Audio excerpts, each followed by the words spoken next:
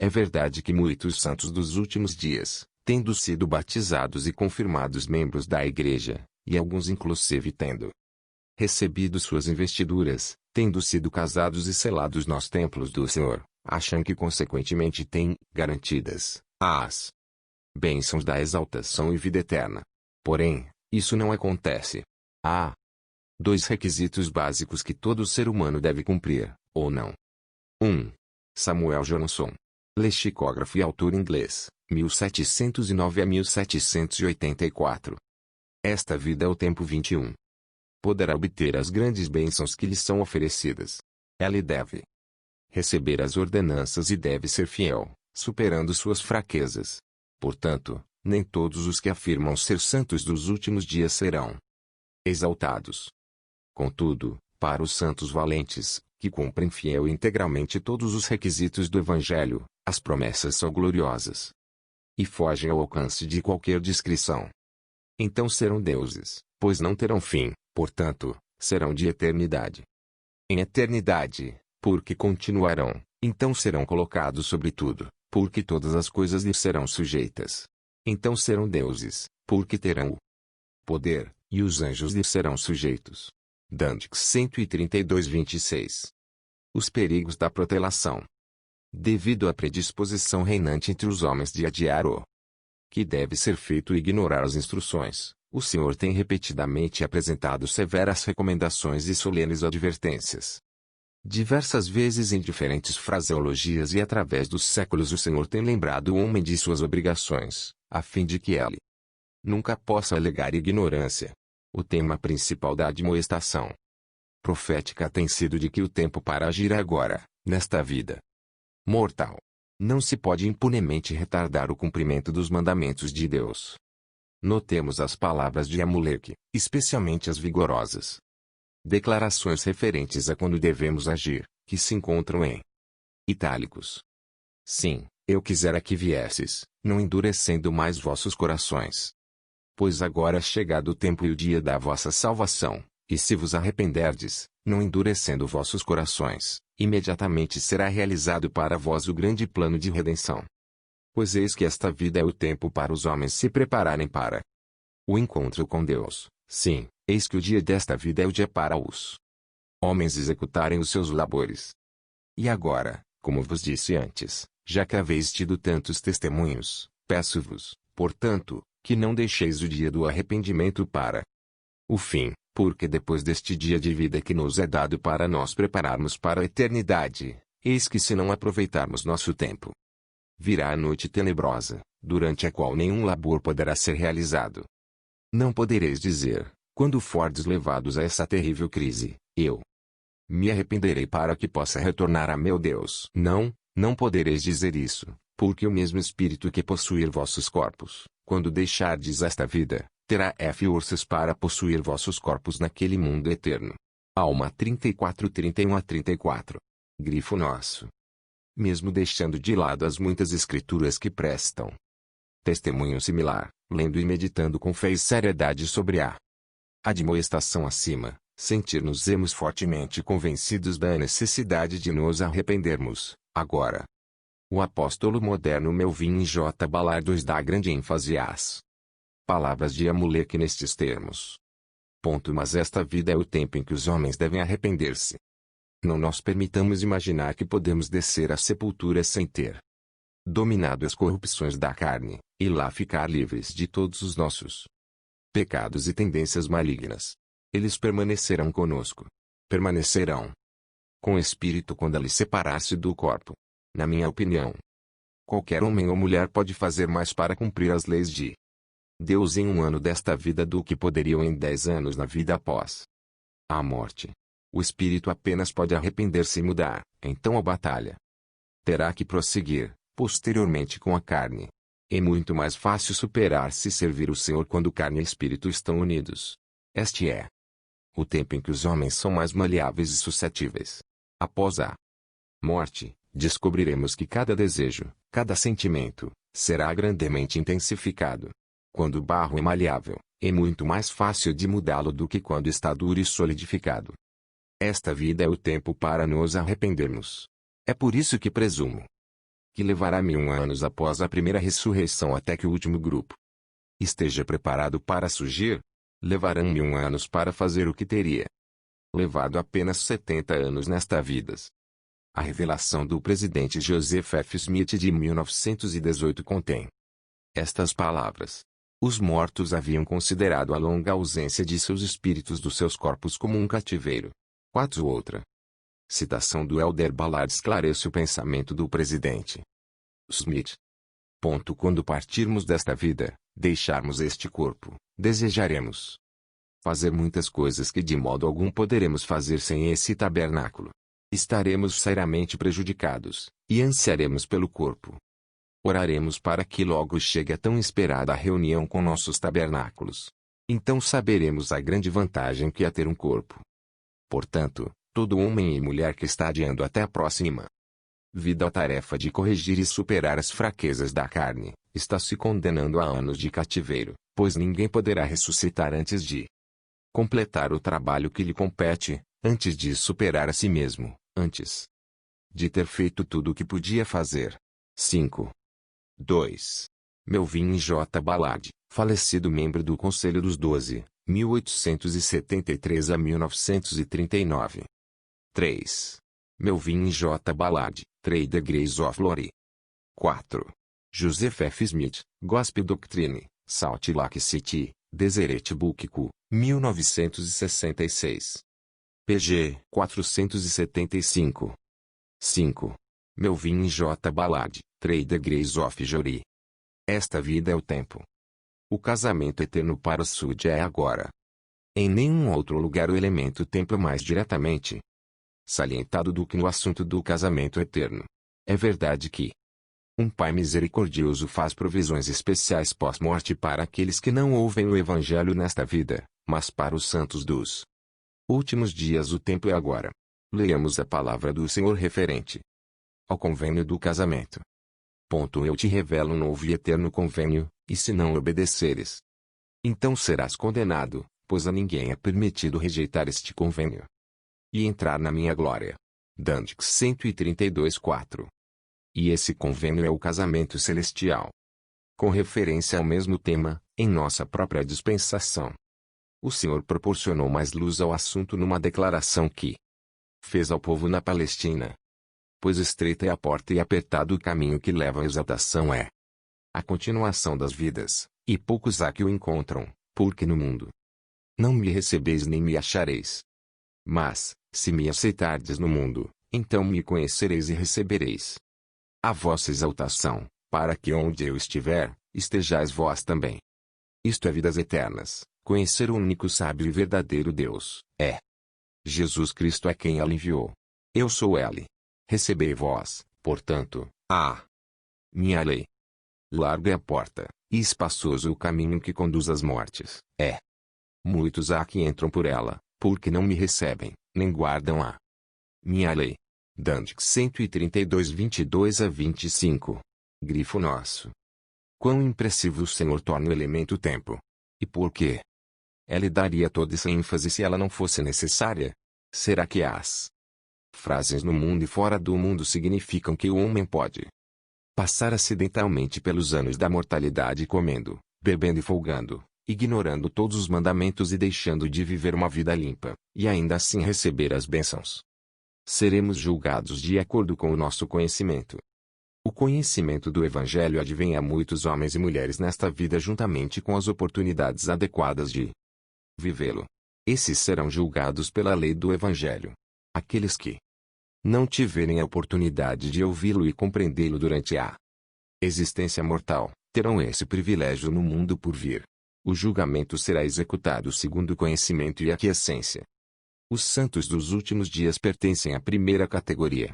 Por terem sido abençoados com os privilégios do Evangelho, eles são e serão julgados conforme as normas do Evangelho. Onde houver lei, é um erro grave não obedecê-la, como salientam as seguintes Escrituras. Disse-lhes Jesus: se fosseis cegos, não terias pecado, mas como agora dizeis, vemos, por isso o vosso pecado permanece. João 9:41. Se eu não viera, nem lhes houvesse falado, não teriam pecado, Mas agora não tem desculpa do seu pecado. João 15:22. E o servo que soube a vontade do seu senhor, e não se aprontou, nem fez conforme a sua vontade, será castigado com muitos açoites. Mas o que não soube, e fez coisas dignas de açoites, com poucos açoites será castigado. E a qualquer que muito for dado, muito se lhe pedirá. Lucas 12:47-48. As palavras de Jacó ao seu povo poderiam ter sido dirigidas diretamente a nós, mas ai daquele a quem foi dada a lei, que tem todos os mandamentos de Deus, como nós os temos, e que os transgride e desperdiça os dias de sua aprovação, pois que o seu estado será terrível. 2 Nef 9:27. Algumas oportunidades terminam com a morte, portanto, para nós que conhecemos a lei mas não a obedecemos, as oportunidades relativas a certas bênçãos irrestritas, têm seu final quando a morte nos fecha os olhos. E, depois de terdes recebido isto, se não guardardes os meus mandamentos, vós não podereis ser salvos no reino de meu Pai. Dandique 18:46. Esta vívida declaração do rei Benjamim constitui-se sem dúvida alguma num pensamento que expressa grande sensatez. Portanto, se tal homem não se arrepender, mas, sim, permanecer e morrer inimigo de Deus, as exigências da divina justiça despertarão em sua alma imortal um vivo sentimento de sua própria culpa, que o levará a se esconder da presença do Senhor e encher seu peito de culpa, dor e angústia, a qual é como um fogo inextinguível, cuja chama se eleva para sempre. Mosiá 2:38. Este é o estado daqueles que conscientemente deixam de viver os mandamentos nesta vida. Eles trarão sobre si mesmos o seu próprio inferno. Jesus, o Cristo. Prefácio. O objetivo da matéria apresentada neste trabalho está definido na página do título.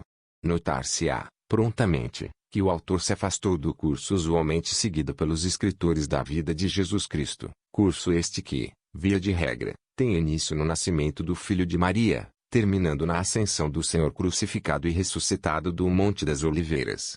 Trata-se nestas páginas, além da narrativa da vida de Jesus na carne, da existência e das atividades pré-mortais do Redentor do mundo, das revelações e manifestações pessoais do Filho de Deus glorificado e exaltado, durante o antigo período apostólico, assim como nos tempos modernos, da segura aproximação da segunda vinda do Senhor, e dos subsequentes eventos preditos, tudo isto à luz das Escrituras Sagradas. É particularmente coerente e apropriado que a Igreja de Jesus Cristo dos Santos dos Últimos Dias, a única igreja que afirma possuir autoridade baseada em revelação e ordem específicas, para usar o sagrado nome do Senhor como designativo característico, declare suas doutrinas concernentes ao Messias e sua missão. O autor deste volume ocupou-se deste trabalho por solicitação e designação das autoridades presidentes da Igreja, e a obra completa foi lida e aprovada pela primeira presidência e pelo Conselho dos 12. Ela também apresenta, entretanto, a crença pessoal e a mais profunda convicção do escritor, quanto à veracidade daquilo que escreveu. O livro é publicado pela Igreja de Jesus Cristo dos Santos dos Últimos Dias.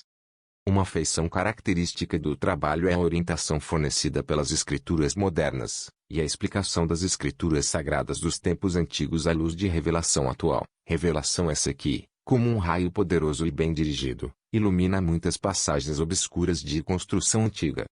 O espírito de santidade inerente ao assunto foi um companheiro constante do escritor, durante a execução de sua agradável tarefa, e ela irreverentemente invoca esse mesmo espírito como guia aos leitores do volume. James e Talmage. Salt Lake City, Utah. Setembro, 1915. Introdução. É fato histórico que, no início, ou próximo do início da que veio a ser conhecida como era Crista, o homem Jesus, cognominado Cristo, nasceu em Belém da Judéia. Os principais dados relativos ao seu nascimento, vida e morte, são tão bem evidenciados, que se tornaram razoavelmente incontestáveis, são fatos registrados e aceitos como essencialmente autênticos pelo mundo civilizado em geral. É verdade que há divergências de deduções baseadas em pretensas discrepâncias nos registros antigos, relativas a detalhes circunstanciais, mas tais diferenças são de importância mínima, pois nenhuma delas em separado, nem todas, conjuntamente, lançam a menor sombra de dúvida racional sobre a história da existência terrena do homem, conhecido na literatura como Jesus de Nazaré. Quanto a quem e o que ele era, há dissensões de graves consequências, dividindo as opiniões dos homens, e essa divergência de concepção e crença é mais pronunciada nas questões de maior importância. Os testemunhos solenes de milhões de mortos e de milhões de vivos unem-se, proclamando-o como divino, Filho do Deus vivo, Redentor e Salvador da raça humana, Juiz eterno das almas dos homens, o escolhido e ungido do Pai, em resumo, o Cristo. Outros há que negam sua divindade, enquanto exaltam as qualidades transcendentes de sua inigualável e incomparável virilidade. Para o estudante de história, este homem, entre os homens, é o primeiro e permanece na frente sozinho como personalidade guia no desenvolvimento do mundo. A humanidade jamais produziu um líder que se lhe compare. Considerado exclusivamente como personagem histórico, ele é único. Julgado pelo padrão da apreciação humana, Jesus de Nazaré é supremo entre os homens, pela excelência de seu caráter pessoal, pela simplicidade, beleza e valor genuíno de seus preceitos, e pela influência de seu exemplo e doutrinas no desenvolvimento da raça. A estas características notáveis de grandeza extraordinária, o cristão devoto adiciona um atributo que cede muito à soma de todos os outros, a divindade da origem de Cristo e a realidade eterna de sua condição de Senhor e Deus. Cristãos e descrentes reconhecem, igualmente, sua hegemonia como homem e respeitam a importância de seu nascimento para a história. Cristo nasceu no meridiano dos tempos. B e sua vida na Terra marcou, simultaneamente, a culminância do passado e o início de uma era de esperança, esforço e realização humana. Seu advento determinou uma nova ordem no contar dos anos, e, por consentimento comum, os séculos anteriores a seu nascimento passaram a ser contados em sentido contrário, partindo do acontecimento pivô, e são designados de acordo. O desenvolvimento e queda de dinastias, o nascimento e dissolução de nações, todos os ciclos da história concernentes à guerra e paz, prosperidade e adversidade, saúde e pestilência, abundância e escassez, terremotos e tempestades, triunfos da invenção e descoberta, épocas de desenvolvimento do homem em santidade e longos períodos de degeneração na descrença, todas as ocorrências que fazem a história, são narradas em todo o mundo cristão, fazendo-se referência a um ano antes ou depois do nascimento de Jesus Cristo. Sua vida terrena durou 33 anos, e destes, apenas 3 Hélios passou como um mestre reconhecido, abertamente envolvido nas atividades do ministério público. Sofreu morte violenta, antes que tivesse atingido o que agora consideramos como a plenitude da vida. Como indivíduo foi conhecido pessoalmente por poucos, e sua fama como personalidade mundial generalizou-se apenas depois de sua morte. Um breve relato sobre algumas de suas palavras e obras foi preservado, chegando até nós, e este registro, embora fragmentário e incompleto, é devidamente avaliado como o maior tesouro do mundo.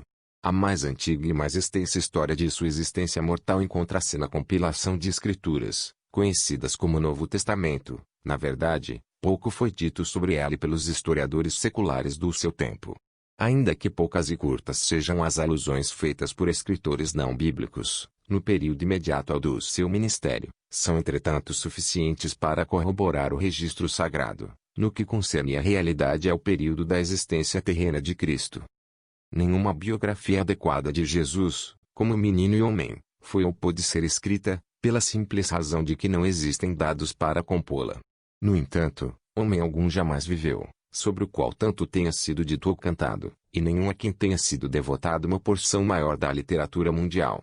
É exaltado por cristãos, maometanos e judeus, por céticos e infiéis, pelos maiores poetas, filósofos, estadistas, cientistas e historiadores do mundo. Até mesmo o pecador herético, no abominável sacrilégio de suas imprecações, proclama a divina supremacia daquele cujo nome profana. O propósito do presente tratado é considerar a vida e missão de Jesus como Cristo. Neste sentido, seremos orientados pela luz, tanto das escrituras antigas como modernas, e assim dirigidos, descobriremos, mesmo nos estágios iniciais de nosso curso, que a palavra de Deus revelada nos últimos dias é eficaz na ilustração e esclarecimento da Santa Escritura dos tempos antigos, e isto em assuntos da mais profunda importância. C.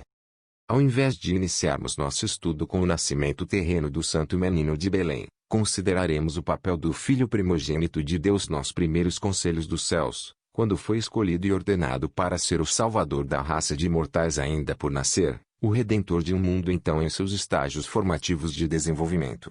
Estudá-lo-emos como Criador do mundo, como o Verbo poderoso, através de quem se realizaram os propósitos do Pai eterno, na preparação da terra para a habitação de seus filhos espirituais, durante o período de provação mortal. Jesus Cristo foi e é Jeová, o Deus de Adão e Noé, o Deus de Abraão, Isaque e Jacó, o Deus de Israel, o Deus sob cujo comando têm falado os profetas, o Deus de todas as nações e aquele que ainda reinará na terra como Rei dos reis e Senhor dos senhores. Seu nascimento extraordinário, ainda que natural, sua vida imaculada na carne e sua morte voluntária como sacrifício consagrado pelos pecados da humanidade, exigirão nossa reverente atenção, como também sua obra redentora no mundo dos espíritos dos mortos, sua ressurreição literal da morte física para a imortalidade, suas várias aparições aos homens e seu ministério posterior como Senhor ressuscitado em ambos os continentes, o restabelecimento da Igreja através da sua presença pessoal e dado o Pai eterno nos últimos dias, e sua vinda ao templo na presente dispensação. Todos estes acontecimentos do ministério de Cristo já se passaram. O curso de investigação, que nós propomos seguir, levar-nos a mais adiante, até a parte do futuro, a respeito da qual exista registro de palavras de revelação divina. Consideraremos as condições relacionadas à volta do Senhor em poder e glória, para dar início ao governo do reino dos céus na terra e para inaugurar o milênio de paz e retidão já predito. E ainda o seguiremos, mais além, no conflito após milênio, entre as forças dos céus e as do inferno, até sua vitória total sobre Satanás, o pecado e a morte, ocasião em que apresentará ao Pai a terra glorificada, com suas hostes santificadas, impolutas e celestializadas. A Igreja de Jesus Cristo dos Santos dos Últimos Dias afirma possuir autoridade divina para usar o nome sagrado, Jesus Cristo, como parte essencial de sua designação característica. Em vista desta elevada afirmação, é razoável inquirir a respeito da mensagem particular ou especial que a Igreja tem para dar ao mundo, concernente ao Redentor e Salvador da raça e quanto ao que tem para declarar, justificando sua solene afirmação, em defesa de seu nome e título exclusivos. Ao prosseguirmos em nosso estudo, descobriremos que, entre os ensinamentos específicos da Igreja a respeito do Cristo, encontram-se os seguintes.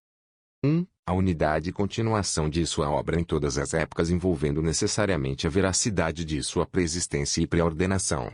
2. O fato de sua divindade pré-mortal. 3. A realidade de seu nascimento na carne, como produto inerente de sua linhagem divina e mortal. 4. A realidade de sua morte e ressurreição física, em consequência da qual o poder da morte será, eventualmente, sobrepujado.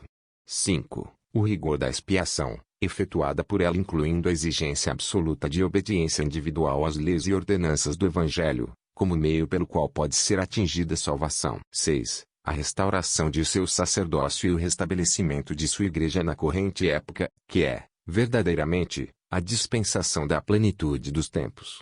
7. A certeza de seu retorno à terra, em futuro próximo, com poder e grande glória, para reinar em pessoa e presença física como Senhor e Rei. Capítulo 2. Preexistência e pré-ordenação do Cristo. Afirmamos, baseados na autoridade da Escritura Sagrada, que o ser conhecido entre os homens como Jesus de Nazaré, e por todos os que reconhecem a sua natureza divina, como Jesus, o Cristo, existiu com o Pai antes do nascimento na carne, e no estado pré-existente, foi escolhido e ordenado para ser o único Salvador e Redentor da raça humana. Pré-ordenação indica a pré-existência como condição essencial, portanto, as Escrituras que tratam de uma, testificam igualmente da outra. Consequentemente, nesta apresentação não será tentada nenhuma separação entre as evidências que se aplicam em particular à pré-existência de Cristo e a sua pré-ordenação. João, o revelador, presenciou em visão algumas das cenas que aconteceram no mundo espiritual antes do início da história humana. Testemunhou lutas e contendas entre a lealdade e a rebelião, nas quais as hostes que defendiam a primeira eram chefiadas por Miguel, o arcanjo, e as forças rebeldes, capitaneadas por Satanás, também chamado Diabo, serpente e dragão. Conforme lemos, e houve batalha no céu, Miguel e os seus anjos batalhavam contra o dragão, e batalhava o dragão e os seus anjos.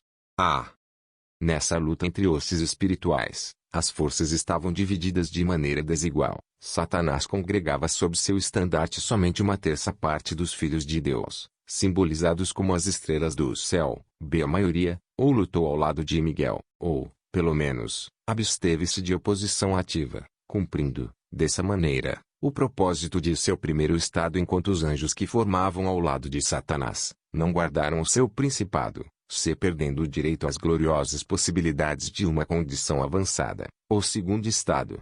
Decoube a vitória a Miguel e seus anjos, e Satanás ou Lúcifer, até então um filho da manhã, foi expulso do céu. Sim, ele foi precipitado na terra, e os seus anjos foram lançados com ele.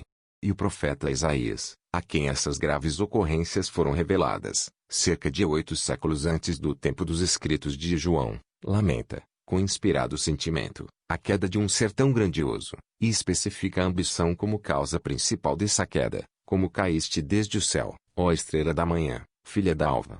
Como foste cortado por terra, tu que debilitavas as nações.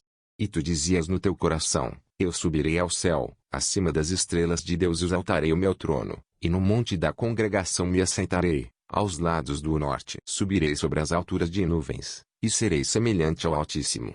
E contudo levado serás ao inferno, ao mais profundo do abismo. F. A justificativa para citarmos estas escrituras em relação ao assunto que estamos considerando, será encontrada na causa dessa grande contenda, as condições que levaram a essa guerra no céu. As palavras de Isaías tornam claro que Lúcifer, já possuindo uma posição elevada, tentou exaltar-se ainda mais, sem consideração pelos direitos e arbítrio dos outros.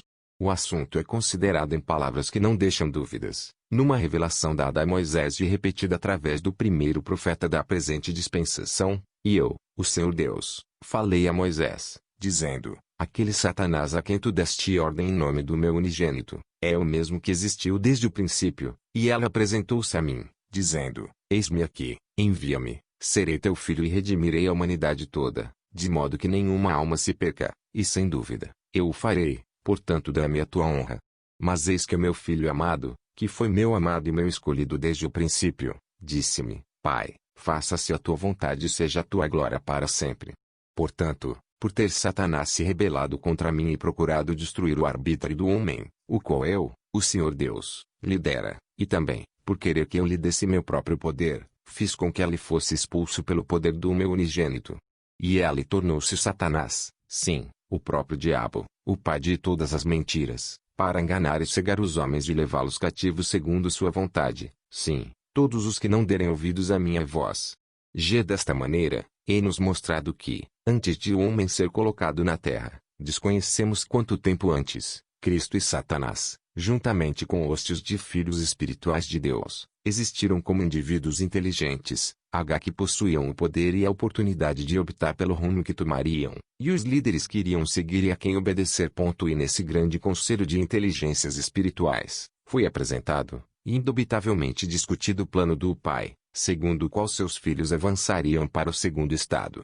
A oportunidade assim colocada ao alcance dos espíritos, que teriam o privilégio de vir à Terra e nela receber corpos, era tão transcendentalmente gloriosa, que aquelas multidões celestiais romperam em cânticos e clamaram de júbilo. O plano de compulsão de Satanás, pelo qual todos seriam conduzidos em segurança através da mortalidade, destituídos da liberdade de ação e do direito de escolha, tão limitados, que seriam compelidos a fazer o certo, de maneira que nenhuma alma fosse perdida, foi rejeitado, e a humilde oferta de Jesus, o primogênito, para assumir a mortalidade e viver entre os homens como exemplo e mestre, respeitando a santidade do arbítrio do homem, mas ensinando a usar sabiamente essa divina herança, foi aceito. Essa decisão provocou uma guerra, que resultou na derrota de Satanás e seus anjos, que foram expulsos e destituídos dos ilimitados privilégios decorrentes do estado mortal, ou segundo estado. Naquele augusto conselho dos anjos e dos deuses, o ser que mais tarde nasceu na carne como Jesus, o filho de Maria, teve atuação destacada, e ali mesmo foi ordenado pelo Pai para ser o Salvador da humanidade. Quanto ao tempo, usando-se o termo no sentido de toda a duração passada, é esta a nossa primeira referência ao primogênito entre os filhos de Deus, para nós que a lemos, marca o início da história escrita de Jesus, o Cristo.